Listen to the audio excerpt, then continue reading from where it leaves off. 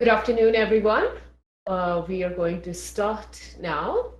And we just had a little bit of a technical issue when we were trying to compile so many technical dependencies into one moment. It can sometimes be challenging. But here we are. And with me today is my esteemed colleague and a researcher, Mohammed Khamis, that I'm joined with on the stage. So if you want to gather around and put on your streams, live streams, now is your time. So imagine, and all day we have been talking about this, with this fantastic series of events and panels that we did. Now you can train doctors and nurses in a virtual environment and record their performances for subsequent analysis. And this used to be kind of like a dream, but it is actually happening and has been validated by so many researchers all day long today in terms of all the opportunities that are there.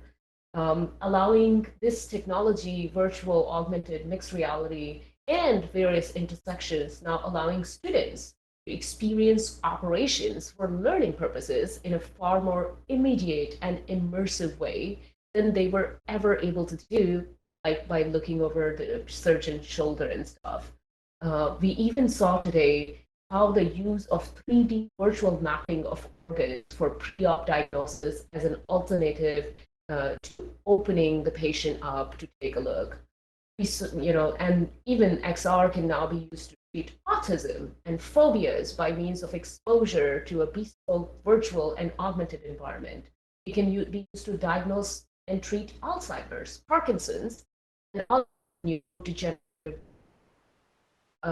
We've heard about, technology being used for PTSD and mental health therapy and all sorts of things like, even using VR to train athletes for sports injuries and whatnot. Needless to say, XR is changing healthcare. And when it comes to medical XR, it all comes down to what kind of reality we want to create. The ultimate aim of XR should not be just to make some killer apps or just focus on what all are the opportunities, but also prioritize patient safety so it remains at the forefront. We should prioritize protection of identity, protection of data, and have some human-centric approach to delivering medical solutions that takes privacy and human autonomy into account. So basically, the next question that we're going to ask is, whose responsibility is it to do that? If we could go to the next slide. So that's precisely what Mohammed and I are going to do in the next 20 25 minutes. We're going to go over some of these agenda items and conclude with potential solutions that we think is the way to move forward responsibly. Great.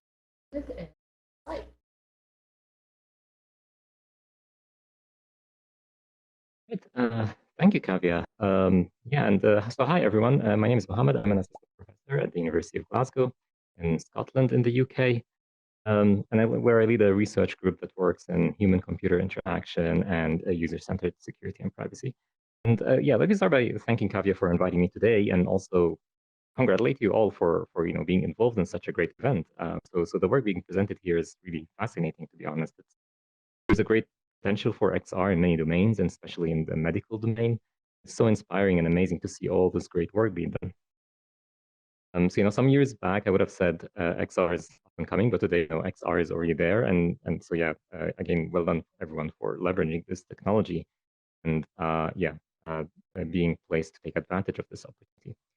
So, all right, so I'm an academic, so I must be wondering, what does this boring academic want to tell us today, right? Probably he will be boasting about his research and so on, but actually I'm going to do something quite the contrary. I'm going to look at the research in a very critical way and tell you what I'm doing to address this and overcome this. You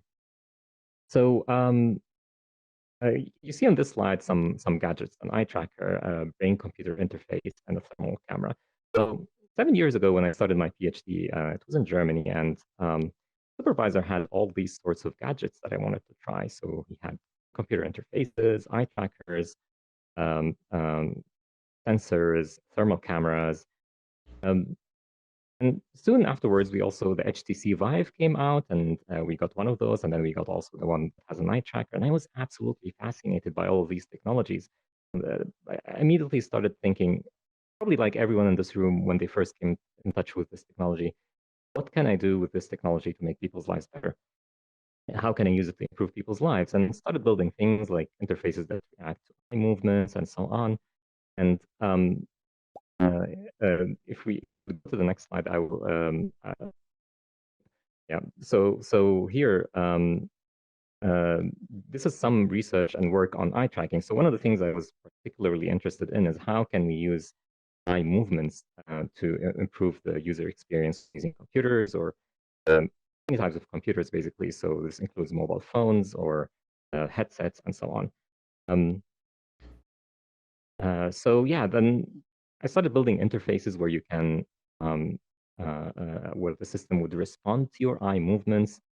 And here in these slides, you can see um, tracking the eyes inside a virtual environment to see what attracts people's attention the most. There's some work by NVIDIA in trying to improve the rendering of virtual environments by only rendering the things that we're looking at rather than rendering the entire environment. And this way you can save resources and get VR to work on devices that are cheaper or easier to access and so on. And sometimes I realized all of these features that we are seeing today in not just in XR, but in general mobile phones as well and everything, yeah, there are features, but what if I don't want to share the data that is being collected by these features?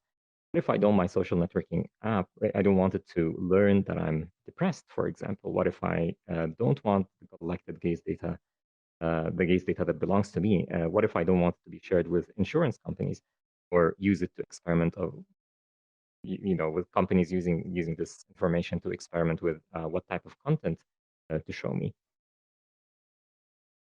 I started looking more into this, and if you can go to the next slide, please. That's when I started finding out about all these interesting things that you could find out through gaze data or different types of behavioral data that you can collect about people. So one of the people that I work with published this work on how to determine personality traits through the eye movements. There were also things about determining the cognitive state of the user or whether they are mind wandering or if they are focused on something. All of that through the eye movements, and this sounds all interesting, but if this is actually possible on your mobile phone or in the case of this event, what if this is possible in XR? You know, what if I don't want to share this data? What if I don't want the servers or the company or, for example, the people who are organizing, who are, for example, maybe I don't want Caveat to know that I'm not so that an event that, for example, a certain talk that I didn't like, because my eye movements are suggesting that I'm distracted or something. Maybe I'm worried I might misunderstand what my gaze data is suggesting. So back then, when 7 years ago or so, eye tracking, and also until today, actually, it's something that is very accessible or well understood. I remember I was talking with this guy and telling him I'm doing my PhD in eye tracking, and he was like, "Oh, I know about iPhones. So what is this eye tracking thing?" Um, but now with XR, now we have these headsets that are much cheaper than before, and now more and more people are going to be using these headsets, and which are armed with sensors that can determine all sorts of things about us. Can we get the next slide, please? So this is just an example of some attributes that you can determine from eye movement. So, for example, as you can see here, things like the gender or the race or the age can be determined through the scan path. So even if you don't share this information explicitly by saying that, for example, I'm a male, the system may determine this through your eye movements. And eye movements are things that we perform implicitly. It's not something that we intentionally control, right? So there's a lot of impact here on privacy, and um, gets even more serious when you start looking into things like mental health and cognitive abilities and so on. I can go to the next slide, please.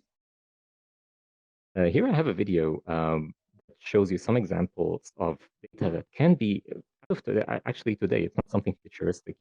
These are things that you can do today in research. Can you play the video, please, Marco? I don't think I can play it from here. So for example, here you can determine emotions. This is something you already see in apps like Instagram and so on. You can overlay things over people, and with AR headsets, you can do that as you are walking around, right? Here, for example, data is being collected about people that are moving around you, and from that movement data, you can determine things like if they have any disabilities, you can track their performance. In that example here, this is what scares me the most. You can collect data about people around you and then generate 3D models of them, and you can then do with these 3D models whatever you like. And all of this has serious implications on privacy and also safety. You can think of those things like super hearing, super sight, and so on as features, but also they have implications on privacy and security. And this is what Kavya and I are trying to promote today, that it's very important to put into consideration the privacy implications of the technologies that you're developing. It's all great, these features that you're developing, or ideas and startups and everything. That's amazing, but we should keep in mind as well at the same time, what are the privacy implications of that? What could go wrong, basically, and try to address that before these technologies become ubiquitous and before these problems start to impact people in the real world.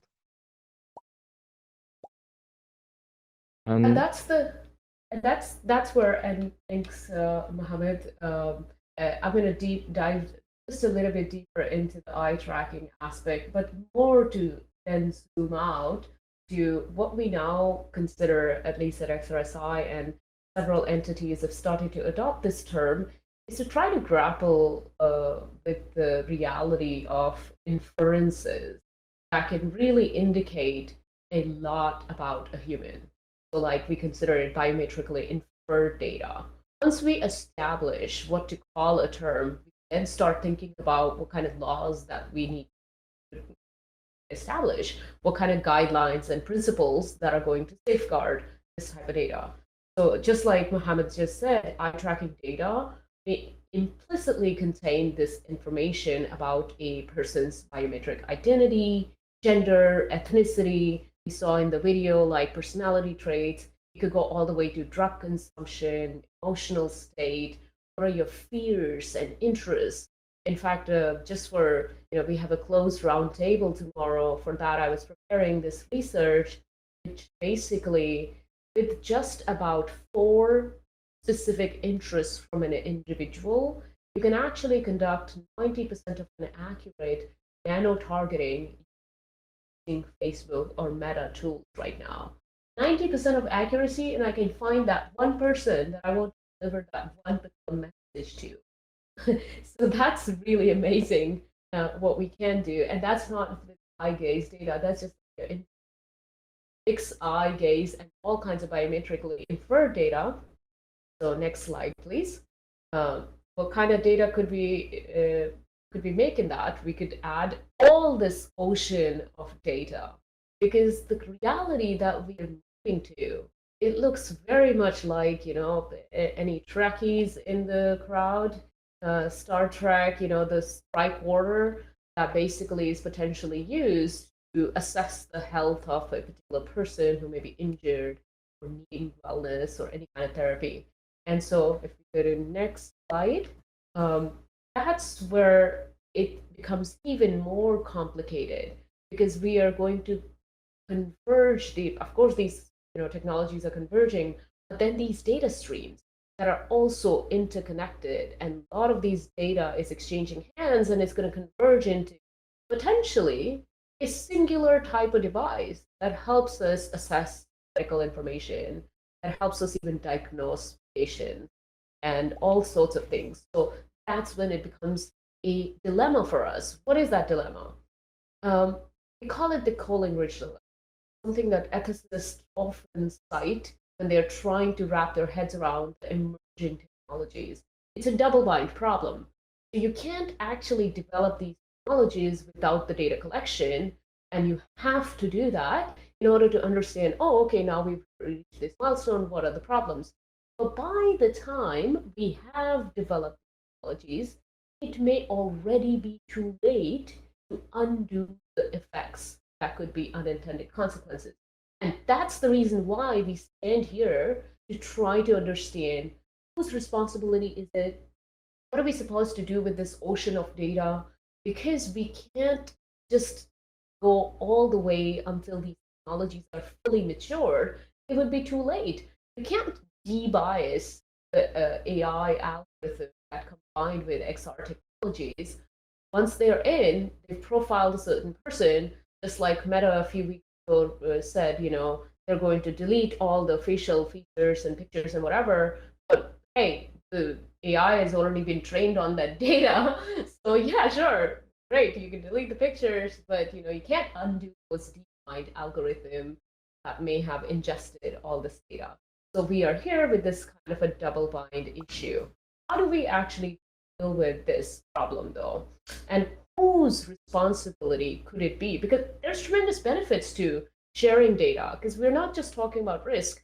I personally, and then here you can see on the slide, that's, tons of opportunities there for both, clinicians and patients and entire industry and the domain. You're going to be able to transform how quickly and accurately you can receive information and diagnose patient and do medical assessment.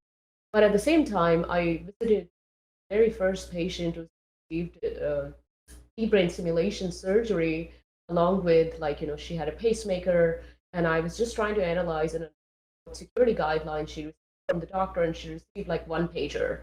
Not even the fact that she shouldn't connect this stuff to the VPN, without the VPN, or not to a hotspot or something, so she could be hacked. But anyhow, what I realized when I interacted with that patient number one for this deep brain stimulation surgery, she was in 12 out of 10 pain, but she couldn't actually receive the XR pain mitigation, therapy and stuff, which was exactly in the same hospital.